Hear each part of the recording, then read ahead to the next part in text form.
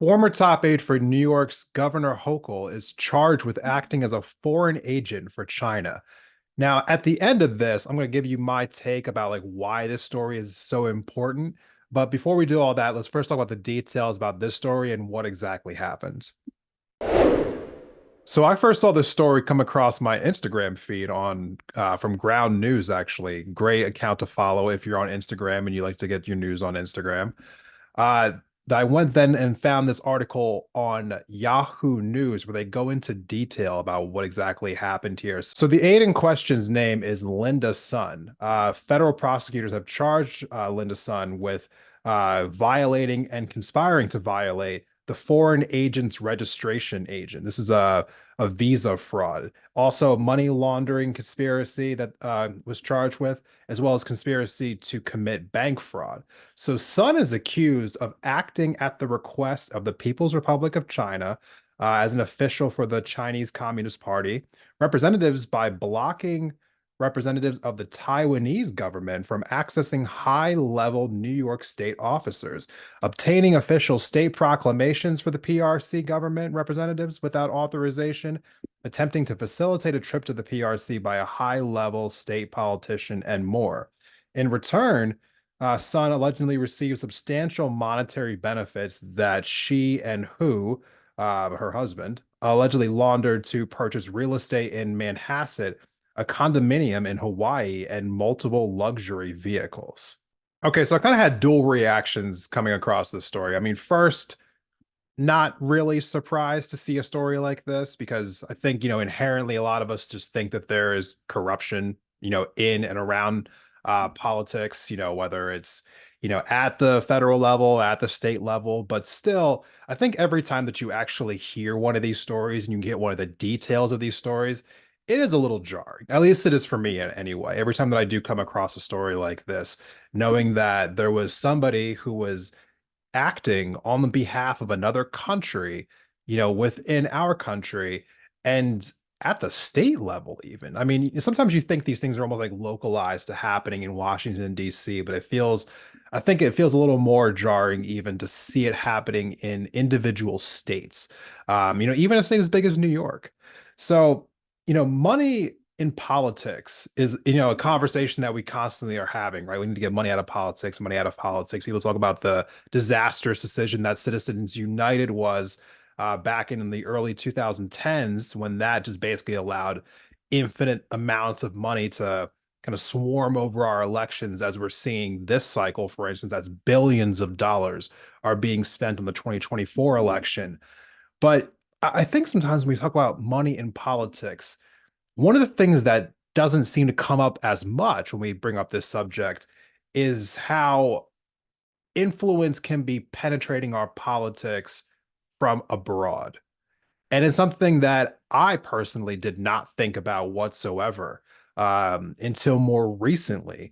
As we've been seeing a lot of conversations, around APAC, for instance, which I'm going to get to here in a minute. But you know, we're also seeing stories that came out last year. For those of you who saw the story about Senator Bob Menendez, New Jersey senator, Democrat, who recently just resigned from the Senate after it was proven multiple times over that he was accepting bribes from the Egyptian government. We actually covered that story on the left wing last year, a show that I used to be a part of. But that's not the only story that we've seen like that. There was also, some of you might have seen this. There was a story that came out of Arizona. This was, like last year. This kind of blew up a little bit, but this kind of been ongoing for a long time now. We're going to put this up on the screen here. So this is an article from CBS News. It said that Arizona is canceling leases that allowed Saudi-owned farms unlimited access to the state's groundwater. So when you go into the article, one of the things you first see is that an investigation by the governor's office found that the foreign-owned farm had violated some of its lease terms. Governor Hobbs called it unacceptable, and that the farm continued to pump unchecked amounts of groundwater out of the state while in clear default on their lease. Uh, Photomont, Photomonte, Arizona, I'm butchering this name right now, a subsidiary of a Saudi dairy giant, grows alfalfa in Arizona that feeds livestock in the water-stressed Gulf Kingdom. CBS News previously reported that alfalfa is actually illegal to grow in Saudi Arabia because of how much water it takes to grow the crop. Okay, so you may be asking yourself, like, what exactly does this story in Arizona have to do with the broader theme of what we've been talking about? Well, give me a second here. Let's actually go to this next part of the article here, where it says the violations of the governor's office details relate to the company's storage of hazardous materials along with other issues. So the governor's office said that Fondamate was notified of the violations in 2016. But an investigation in August found that the company had not fixed the problem 7 years later. So, how exactly is a company able to continue to operate with violations for 7+ years in Arizona? And while also just pumping groundwater like unrelentlessly, I mean, like, relentlessly out of, the Arizona desert, to which you have to know that like the groundwater that's actually underneath the surface in Arizona has been collecting down there for thousands of years. So this is like a terrible thing for the environment in that state, especially a state that like so routinely has a hard time getting access to water in the first place. So the reason why this was able to be happening was, and we're going to put this next one up on the screen here. So this piece is from The Intercept, where it shows that a lobbyist for the Saudi alfalfa company was actually elected to a Maricopa County Board of Supervisors. This is Thomas Galvin, who lobbied on behalf of the Saudi company, soaking up Arizona's groundwater. So Galvin was elected to the Maricopa County Board of Supervisors, where he held sway over an ongoing water dispute. Also, again, a lobbyist for the Saudi, company. He was elected in the midterms to the post where he was first appointed in 2021, lobbied on behalf of the Saudi-owned farming company, which is using Arizona's most depleted natural resource for foreign exports. I mean, this is kind of like, again, just another example about how people who are essentially working for foreign governments are able to come over here to America and find different ways to penetrate our politics on behalf of their governments. And, you know, the thing about all of this is, like, yes, there's a lot of different issues going on in our politics right now, and there are people within our own country here, different like companies that we've seen, big insurance companies, pharma companies, like energy companies, what have you. They are also going out of their way to extract concessions from our politicians to essentially like bribe our politicians. That's true, but I think the thing that feels really sinister about all of this is the fact that we can't really see it happening. We don't really know it's happening. There's nothing really transparent about all this. We just find these things out kind of like by happenstance sometimes. It just kind of feels like we don't even really know what's going on. I mean, for the most part, I don't think the average person even knew what's, an entity like APAC was just until maybe this year. It's kind of like it's jarring to me that way. And that's kind of like why I wanted to talk about this. Like I haven't yet on this channel this year kind of gone into what's been happening over in Gaza and the West Bank. But for those of you who follow me on Instagram, you know that I cover what's been happening there, pretty extensively. And I have been just overwhelmed by the influence that I've seen here in America by the Israeli government through an entity like APAC. And that's kind of the reason why I wanted to talk about all of this, because it's not just, Israel, it's not just Saudi Arabia, it's not just China, but it's pervasive to me to see like all these different governments being able to have this level of influence over our politics, truthfully speaking.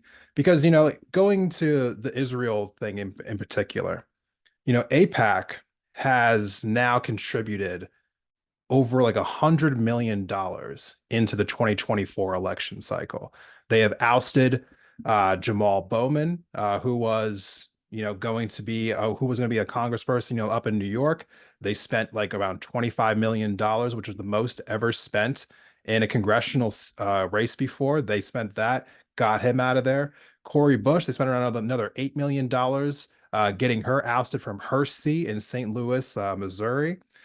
And I am just absolutely just again, just overwhelmed by what we are seeing here.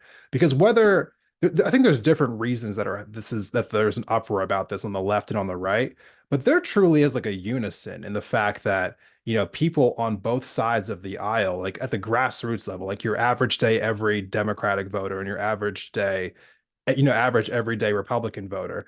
Like nobody really wants our country to be involved in what's going on over in Israel. Maybe for different reasons. I think those on the right are probably thinking more like, hey, America first, like let's deal with our own problems here. People on the left are seeing the humanitarian atrocities that are happening over there and how Gaza is in the middle of, an ongoing genocide and ethnic cleansing. And everyone can't seem to figure out why we are so entrenched in all of this when it's so obvious to everyone that no one on the ground, no average person actually wants to be involved in this the way that we are. And the only real conclusion that anyone can come to is the monetary influence that these governments seem to have over our government. It is absolutely unbelievable to me that an entity like APAC, for instance, is able to donate or not donate, but spend $100 million on our elections here in the US, and somehow it's legal. Somehow that is legal. It shouldn't be legal, but somehow it is legal. And think about the return on investment that they have. I mean, how much money has been sent over to Israel in the last like year because of lobbying here in America. Actually, to that effect, let's play this video really quick.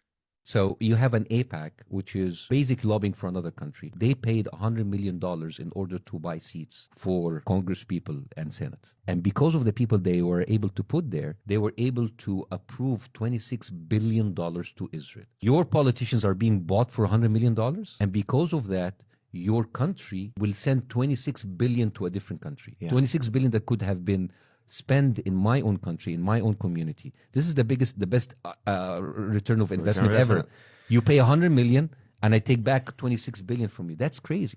So here's the thing, kind of like how that person was saying in that video, it is an unbelievable return on investment. And it's honest, beyond unethical and, being immoral. Let's just call it what it is. It should not be legal. It should not be legal at the end of the day for foreign entities to be able to come here to America and bribe our government. It shouldn't be legal for domestic entities to be bribing our government with such like high dollar donations. It feels it feels really like every single problem that we have in our politics is concentrated behind the idea that enormous sums of money are able to flow into our nation's capital, into all 50 state capitals, and they are able to overwhelmingly dominate the policies that are coming out of those places. And meanwhile, the people are just being told basically any kind of spin that they need to be told in order to make them okay with the policy decisions that are being made. Until that changes, I do not know if we're ever going to really have a truly representative government, the government that we all deserve. Thank you for watching this video of independent thought. If you liked the conversation, please go ahead and give the video itself a like and be sure to subscribe for future episodes on the channel.